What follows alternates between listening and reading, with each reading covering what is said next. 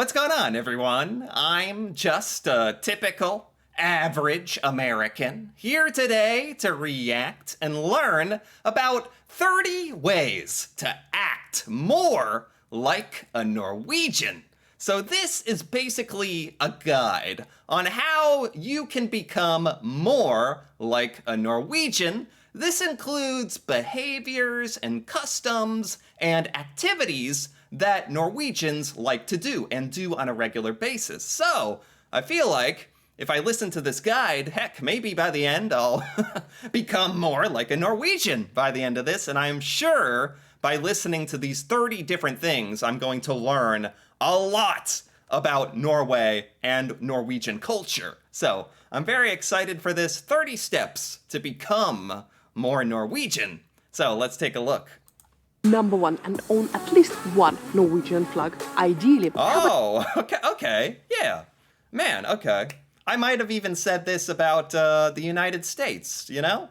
Most Americans would say, yeah, maybe own an American flag. So totally, own a Norwegian flag. They also have hats and scarves. Okay. Do Norwegians enjoy, like, putting their flag on their house or displaying it? Like inside their home or wearing hats and stuff with the Norwegian flag, because a lot of Americans are very into that as well. But Robert, all of those flags. In fact, the more flags you own, the more Norwegian you are. Stick little flags in all your food too. Number 2. And put them in your food as well, okay. You own, the more Norwegian you are. Stick little flags in all your food. Okay, I can't tell if she's joking or not, but yeah, like it seems fun. Put little Norwegian flags in your food. It looks nice. The more Norwegian flags you have, the more Norwegian you are becoming. Got it. Number 2, and Norwegians are born with skis already on their feet. Very uncomfortable for their mothers, but very useful once they learn how to stand up and navigate down snow-covered mountains. I've heard of this expression. Norwegians are born with skis on their feet. This is definitely something Americans would have to learn in order to become more like a Norwegian, because skiing is kind of popular in America. We don't get to do it very often. When winter comes around, some Americans like to ski on whatever mountains we do have, but we definitely do not come anywhere close to Norway. And Norwegians, who are born with skis on their feet, very painful for their mother giving birth. And if you don't like skiing, my God, you will never be Norwegian. Or at least one. Okay, you have to like skiing to be Norwegian. Got it. Hi. Okay, number 3. Don't like skiing? My God, you will never be Norwegian. Own at least one high-tech, brightly colored jacket to protect you from the elements. Wear this jacket every day in any weather. Norwegians refer to such jackets as all-weather jackets.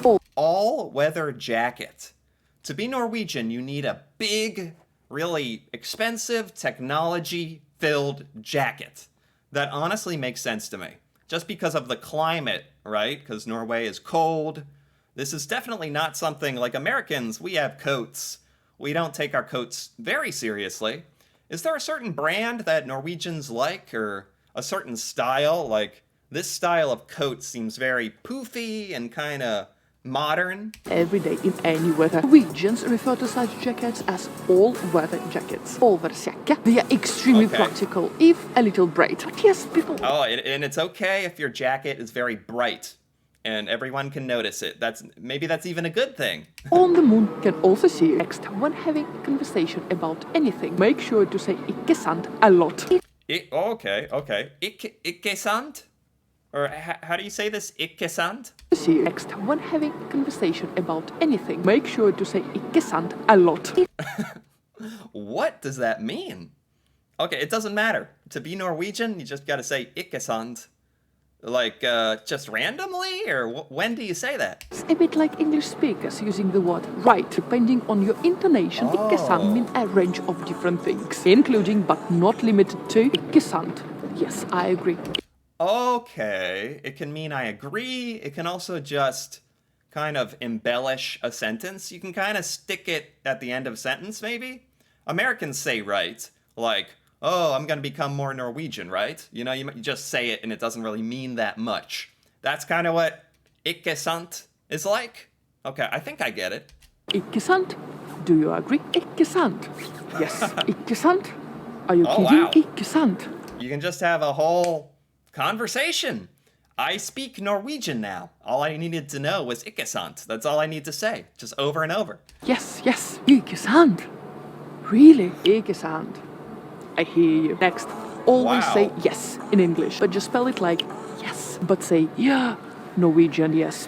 When you inhale, never ever What? like yes, but say yeah. Yes. Or yeah, yeah. While you're inhaling? Yeah. Is that right? Yeah, yeah, yeah. Hear you. Next, always say yes in English, but just spell it like yes, but Okay. say yeah. Norwegian, yes. I feel like I'm not doing it right. When you inhale, never ever admit to Why do you have to say it like that? Or okay, I'm not gonna question it. Like these are the steps to become Norwegian, more Norwegian. So I just gotta pay attention and better obey. than Norwegian at anything. And when you inhale, never ever admit to a Swede being better than Norwegian at anything.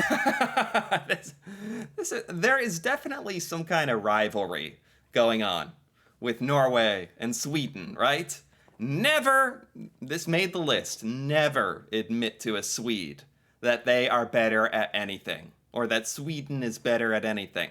That is, the fact that that is on this list, that is funny. Anything, especially at skiing. Sweden will never be better than Norway at anything. Wow. Apart from the prices. Man, this rivalry runs really deep. Like, I almost feel like she's not even joking. Like, seriously, it's like, do not, never say Norway is worse than Sweden, ever. Okay, all right, I got it. At everything. But of that, you can never speak openly. Also, Denmark will never be better than Norway at anything. Or Denmark. Oh my, the Scandinavian rivalry is real. It's totally real. Apart from its easy availability of alcohol, which you can talk about. If you live close Okay. to Swedish border, drive across the border on meat safari. Fläske safari. A meat safari. I've heard about Norwegians driving across the border. But it's to get meat? About if you live close to Swedish border, drive across the border on meat safari. Meat safari. I've heard about driving across the Swedish border, but I didn't know it was for meat in particular. Fläske safari. This is because everything is cheaper in Sweden, and especially meat, also known as Huh. Okay, I didn't know a popular thing to do was to cross the border to get meat. And it's because it's cheaper. Is it better? Is it different tasting in Sweden? Or is it mostly because it's cheap? Either way, okay. That's a good just money-saving tip as well. Harrytur or Harry trip. You will realize that there is a sausage for every occasion. It's called pulsa. Traveling by train, have a pulsa. At the airport, have a pulsa. Watching a football. There's a... Oh my gosh, this list I know is supposed to be kind of funny, kind of exaggerated, but honestly, it is teaching me some things about Norwegian culture that I've never really heard before. You can have a sausage for any occasion. Wow, sausage. Pulsa. Traveling by train, have a pulsa. At the airport, have a pulsa. Watching a football, have a pulsa. What does it look like? Like a sausage, like a reindeer sausage, or what kind of sausage? And Norwegians like sausage that much. No, you can take it anywhere. Okay. Waiting a day, Norway got its own constitution, you right? Also, depending on your mood, you can either have it in a hot dog bun, novice, or be really Norwegian and stick it in a potato pancake called A potato pancake? lompa. Lumpa. Okay, you can have it in a hot dog bun or a lumpa. I mean, it does look very good, and I guess it's because the sausage is such a perfect item to travel with. It's very convenient to take on the go. That's so funny. What do Americans take on the go? Like sandwiches or like breakfast bars? Like Americans really like Nutri-Grain bars and protein bars. This actually seems a lot more like hearty and filling and enjoyable, like a big sausage. I wish we did this here. If a Swede beats Norwegian at skiing, it is always because of snörekrisen. The way the skis are prepared depending on conditions. It has nothing to do with the athletes themselves. Only the faulty way in which the skis were prepared. What? That's hilarious. What? If okay, hold on. Pancake called lompa. If a Swede beats Norwegian. If a Swede beats a Norwegian in skiing, it is only because the skis were prepared wrong. Nothing to do with the athlete. Oh, that's great. At skiing, it is always because of snörekrisen. The way the skis are prepared. I've never heard about this. This is so detailed, like so unique. I've never heard about this. Depending on conditions. It has nothing to do with funny. the athletes themselves. Only the faulty way in which the skis were prepared. Course. Probably by the Swede number. Of course, it was the ski. The ski was prepared poorly. And probably by a Swede. Of course. Okay, I get it. I totally get it. Number 11. And all extra proud Norwegians own a national costume. It's called a bunad. It's made from wool. Bunad. I know about the bunad. Super Norwegian, super traditional Norwegian clothing. It's beautiful. I think they even get handed down, or they look very expensive too, but they're beautiful. They're just this super unique, just a part of Norwegian culture, as far as I know. Very cool thing. Yes, if you have a bunad, I agree. You are well on your way to becoming like a Norwegian. If you have a bunad. And it's super itchy and very heavy. But it will keep you warm should it snow on a national day in May. It's usually given to people. God, look at this. They are crazy. How ornate and detailed. It's beautiful. Like, honestly, the craftsmanship is amazing. When they're 13 or 14 years old. This costume, bunad, costs thousands of dollars. And for this reason, you should be better off not changing your size for the decades after. Oh, true. That is absolutely true. If these cost thousands of dollars, and they look like they would, they're that amazing, don't gain or lose any weight. Because that's going to cost you a lot of money. Or until you can afford a new one, own at least one practical rucksack and use it every single day. It goes very well with all-weather jacket. Oh, a backpack. So she calls it a rucksack. In America, we'd call it a backpack. Do a lot of Norwegians have a backpack? Is that particularly... What are you carrying around in the backpack? And I guess it's good for hiking. So, I don't know, some Americans have a backpack for like their laptop or something, but I wouldn't say it's very common. Back to my point number 3. If someone asks you how you are, you must be honest and in great detail. Having a rubbish day. This is a good one, because this is so against what Americans are taught and what we grow up believing. If someone asks you how you're doing, Americans are just going to be like, fine. Or, it's not really a question, and we don't answer very truthfully. And in Norway, I know people are much more authentic and more blunt and straightforward. So just the way we communicate, it would be a big shift for Americans to try to communicate more like Norwegians. That would take a lot of effort. They elaborate on this. Had an extremely bad day at work. Tell about it in all detail. Your husband did something really stupid. Describe it and always tell how you feel about it. Also in all detail. And do not, under any circumstances, try to make it less awkward. Always bring That's another thing. Like, Norwegians just seem so comfortable about when they talk about stuff. Like, or just confident. They're like, whereas Americans, when we talk about stuff, personal stuff, and if we are being too honest, it makes us feel awkward. So I actually really like Norwegians, how straightforward and honest Norwegians are, and how comfortable the Norwegians are with that. It's amazing. Always bring a matpakke, packed lunch, when you leave the house. Matpakke. This is like a sandwich or bread with like paste on it. that's pretty popular? These little open sandwiches must be separated by little greaseproof pieces of paper that Oh, little piece of paper. Right. That separate them. Matpake is not at all something we do in the United States. I don't know how I feel about it. I don't. It's so unlike anything Americans eat.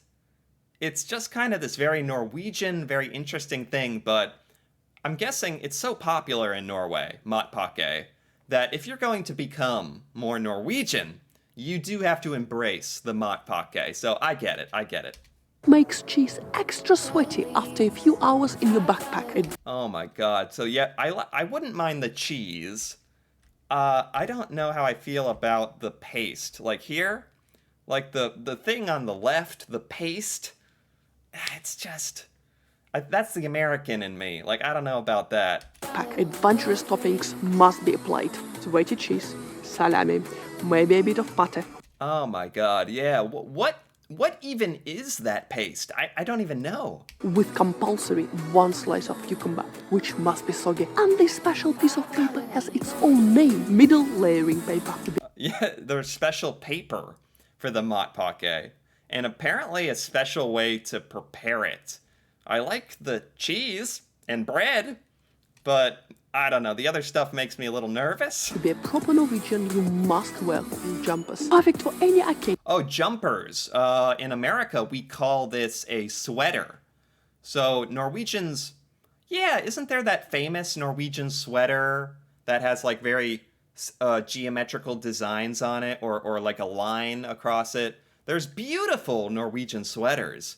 And since Norway is cold a lot of the year, a lot of the time it's pretty cold or rainy or snowy, having sweaters makes a lot of sense. Like, honestly, Americans, we, for the most part, we don't have a lot of sweaters. Like, we bust them out like a couple times a year when winter comes around for a few months, and then we never get to wear them again. So I guess Americans would really have to invest in a lot more sweaters.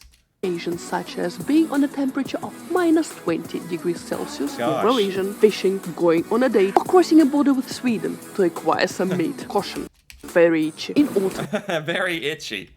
Okay, yeah. There's a couple things in this list just about Norwegian weather. Like, if you're gonna be more Norwegian, you gotta have a jacket, you gotta have a sweater, you gotta have a backpack. You gotta be able to ski. I am really loving this. We're about halfway through this list of 30 steps to become Norwegian, and I think I'm gonna stop here for now, and I'll finish the rest of this video in part 2. But this is so entertaining and honestly teaching me a lot. But if you enjoyed this video, feel free to give it a like, or leave a comment, perhaps with what you think someone would have to do to become more Norwegian. And if you're interested in part 2 of this video, or if you're interested in more videos like this, me reacting to Norway and Norwegian culture, feel free to subscribe for more. And until then, thanks for watching, and see you next time.